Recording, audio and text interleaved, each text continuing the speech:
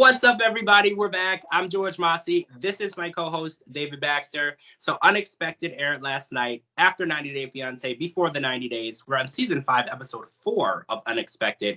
And we saw a couple struggling during their moving process. Now, I don't fault anyone for that because moving is a super stressful, terrible process that I've been through more than once. And I don't pity anyone who has to go through it. I feel terrible and horrible that they have to go through it. It's just horrible. And we saw lack of communication turn into a fight. And I've had this conversation about Lily and Lawrence before about their communication, because sometimes I feel like they're talking to each other, but they're not listening to each other. And Lily said that she let Lawrence know about the moving plan, and they needed to pack the night before, and then his friends would show up the next day. And there was a miscommunication, and no one showed up the night before to help them truck, and he wasn't even 100% sure they were going to show up the next day to help them load the truck because he didn't really tell them. He didn't ask them. So I feel like the communication is so important. And having 2 kids and moving out on your own, the communication needs to be 100%, because when she has a small baby and then a daughter, and then she's trying to run a household and cook and clean and keeping these babies alive, keeping them healthy, it's just such a hard job. And I feel like Lawrence has a pretty tough temper, right? I feel like when he feels he's right, everyone else is wrong, and there's nothing that you can say to him to make him feel differently. And that makes me worry about their relationship. Yeah, I worry about their communication style because you can see that the 2 of them actually really love each other because they get like playful and bantery with each other. But then once their argument kind of gets to that point, you can start to see things turning real fast. And it's clear that they're just not talking to each other because he's mad that none of her friends are showing up. And she's mad that he's not communicating with her. And that's a recipe for disaster, especially at such a young age. And they got their whole lives ahead of them. Absolutely. Like, assuming things is never a good thing. And she assumed that he had communicated with his friends, and then he assumed that she communicated with his friends. And it's just, I want to see them succeed. And I know the financial aspect is a lot on Lawrence, because he said it was $1,000 just to move into the apartment. And then he had to furnish it, and then they need to move in, and then they have all this to do. And in the end, he's like, well, I'm a man, I'll move all this stuff myself. Lawrence, I can tell you, anyone, even someone who goes to the gym 7 days a week, moving an entire apartment full of furniture is very, very difficult, if not impossible, for one person to do. You will be out of work for days afterward if that was the case. So I just really hope that they're able to work on their communication skills and be transparent with each other so they understand what they mean. And, when you have conversations, also, it doesn't always need to lead to a fight or an argument. Sometimes say what you need to say and counteract that conversation positively. So let's talk about Kylan and Jason. So this is the couple that everyone is talking about this season, because first of all, Jason said he's a professional raw dogger, and he has all of these statements that he makes, and it kind of ticks everyone off because he's made the birth plan decision for Kylan. He's decided that she's going to have a water birth, a home birth. She doesn't want to do it, but he has made that decision for her because the hospital, he felt, didn't treat him with respect. He said, well, they don't like teen dads, so I don't want to have the birth at a hospital because I want to be there and I want to be respected. But again, a woman has to decide what's comfortable for her and her body. And home births are very safe when done correctly, but there can be complications, and there can be issues where you do need to be rushed to a hospital. And in actuality, Kylan is just not comfortable giving birth in a home birth situation. And I think the woman should make that decision, right? I feel like if this was Emerson and Mason having this home birth, I would feel a lot more comfortable. Seeing Kyla and Jason, though, it is so frustrating because he's like a sentient red flag. Everything that comes out of his mouth is so terrible, and he's just sitting there saying all the wrong things, doing all the wrong things. They're sitting there trying to get like that little mechanical baby, and he's like, well, it's not my sperm, I'm not going to take care of it. And you're like, if you can't even like pat the baby doll on the back, how can we even expect you to be there if something goes wrong in the water birth? I agree. So let's talk about baby Keegan, she named him Keegan. So that was a pretty good way to get accustomed to taking care of a baby because babies cry and they can't talk and you have no idea what to do. And it gives you a list of things. And I Mhm. just, like you said, he was very close minded to the idea of taking care of those. And I think that that's something that all teen parents should do before the Mhm. baby gets there because I've heard a lot of people say, "Oh, my baby's been crying for hours. I can't figure out what's wrong." And I feel like that's due to lack of practice. That's lack of Mhm. experience with the baby. And I feel like this was a good opportunity for him Mhm. to get accustomed to what he's in for. And he has this mindset of, "I know what I'm doing.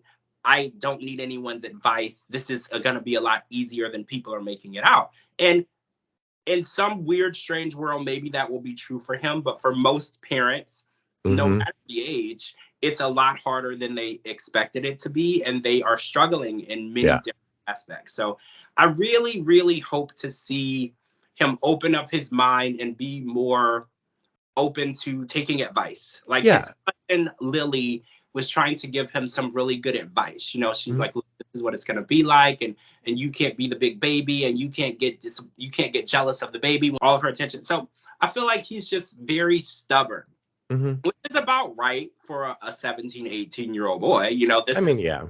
This is about right. But when the baby comes, I'm just worried about how they're gonna get along because I feel like Kylan feels scared to speak. Because she says in Mhm. previous episodes, like, well, if he doesn't get his way, he's gonna get really pissed off, and if he doesn't get his way, he's gonna be really mad at me, and that Mhm. scares me because she can't always give him his way. A relationship Yeah. isn't always giving someone what they want; it's a give Mhm. and take. So Especially when you have a baby involved who that baby's gonna be the most important thing of both of your lives now, or it needs to be the most important thing, and you can't have this, like, 17-year-old sitting there going, "Well, I'm the baby whisperer because they always stare at me." yeah, I mean, he definitely feels that he can do this almost on Mhm. his own. And he made Mhm. it last night that really bothered me. He said, just because you take care of a plastic baby doesn't mean you're going to be a good mom. And that really Mhm. bothered me for him to say to the future mother of his child, because, Yeah. first of all, you should already believe she's going to be a good mom because you impregnated her. So you should Mhm. already believe that. You would never get a person pregnant that you don't believe is a good mom. But Yeah. it came from a hurtful place. Yeah. That's just what bothers me because I don't want to see a baby brought into an environment where people are spewing hurtful Mhm. things at each other. And Yeah. relationships can't thrive when there's negativity and people saying mean and hurtful things. So I'm really Mhm. hoping that when the baby comes, he will change. And Yeah. a lot of guys do when the baby comes, there's a softer side of that. Yes. So fingers crossed that's what we're gonna see with Jason. Yeah, I feel like he's the embodiment of that saying, about how anybody can get somebody pregnant, but not everybody can be a dad. Absolutely. And I hope he changes. I hope that this brings him something different. I hope so too. So let's talk about Taylor. Well, Taylor's back. We didn't meet Noah in the previous seasons. He was not there, but he's there now. The relationship is better. She's pregnant again. She was also pregnant with Tyra and Tierra. Mhm. Tyra's not pregnant this season, by the way. So Mhm. has skipped that, but she is still dealing with some issues with Alex, where we're going to see Alex next week on the episode and see where that's going. The rumor is that he got a different girl pregnant, but we don't know if that's true or not. So we're going to see where that goes. So we found out that Noah is Tyra and Tierra's cousin. And this is confusing because Taylor is also Tyra and Tierra's cousin, but Mhm. he's their cousin, like fourth generation on the father side, and then the girls are first cousins on the mother side. So there's no actual blood relation there. But when Yeah. he was telling the story, everybody's eyebrow raised, be like, "Wait, you can't be together. You're cousins." But Yeah. there's no blood relation, but distantly, their families are linked together through a relationship.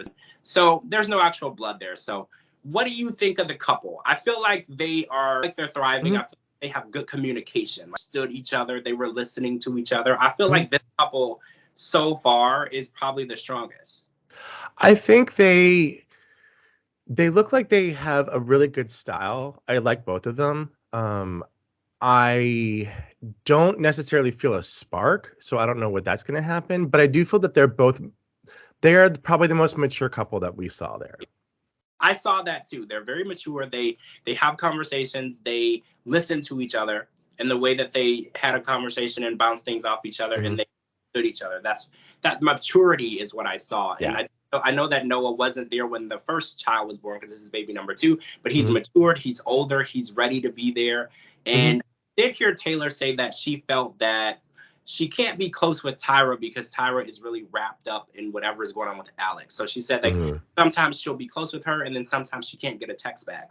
Yeah. And that's interesting because we kind of saw that as well in the previous episodes. She's very wrapped up in Alex and he's cheated on her in the Mhm. past seasons and she's always trying to rectify that. And I feel like Mhm. it really is taking a toll on the family dynamic because these girls grew up together. It was more like a sibling upbringing. So it's not even cousins for them. They're like sisters. So Yeah. I feel like hopefully in the future, Tyra is going to be there for her cousins more in the way that they're used to her being there. And this happens a lot. Girls get wrapped up in a guy and they dedicate everything to that guy, and the stress and the drama kind of consumes them.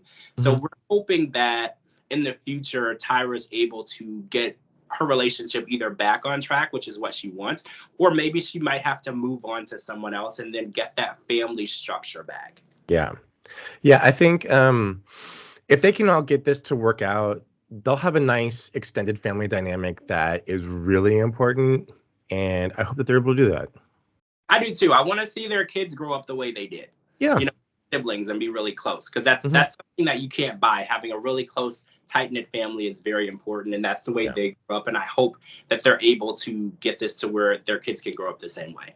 Yep. All right, guys, that's it for part 2 of the podcast, Unexpected, season 5, episode 4. Thanks for joining us. Make sure you're live tuning with me every Sunday night. We will see in the previews next week that Alex is finally making a return this season, 5 episodes in before we see him, so we can get his side of the story, whether or not he actually got a girl pregnant in Texas while living with Tyra.